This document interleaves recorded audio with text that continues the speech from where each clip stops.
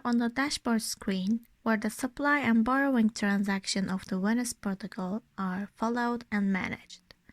Values show as 0 because no wallet is currently connected. The list of assets that can be supplied and borrowed can be viewed here. APY values are also displayed. The USD and Luna collateral are currently closed. When we click on Connect Wallet, we can see the wallet supported by the protocol. We select the installed MetaMask wallet. When we connect our wallet, the dashboard now shows our wallet-specific information, as you can see. Let's give an example of supply and borrowing transactions. Suppose we want to join Binance Launchpad and we don't have any BNB, but we have XRP. For example, here we see 10,000 XRP in our wallet. We supply these XRPs to the protocol. To do this, we need to enable the collateral beforehand and we pay a small amount of BNB commission for this transaction. Collateral enabled. And now we will enable supply. XRP, supply APY, and distribution APY are also displayed here.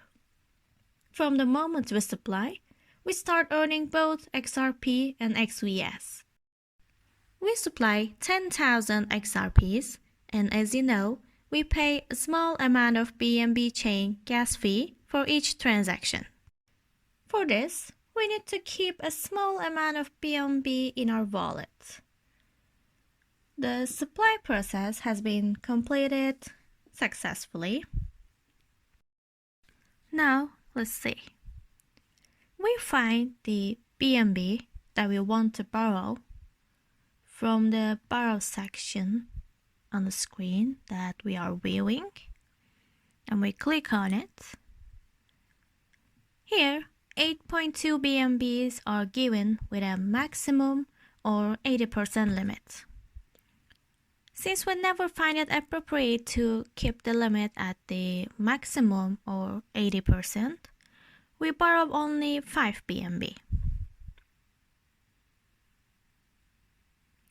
Here too, we can see the APY of borrowing and the APY of XVS distribution. Borrowing is successfully completed right now. At the moment, we can see the 5 BNBs we borrowed in our wallet here. Its fraction is already in our wallet. When we check our wallet on BSD scan, 5 BNB that we have taken as a loan appear in the Venus protocol. In addition, we can see the VXRP tokens, which are the receipts for the XRPs that we supply in our wallet. Here, we need to monitor all liquidation risk very often because the asset we lend is XRP and the asset we borrow is BNB, so they are both volatile assets. If the value of XRP falls and the value of BNB rises, our liquidation risk could rise very aggressively. In the opposite case, it may decrease even more. If we want to pay the debt we have taken, we click on BNB again. We click on the repay button. We can return the BNBs we have bought in full by selecting the maximum. And this is how we pay off our debt.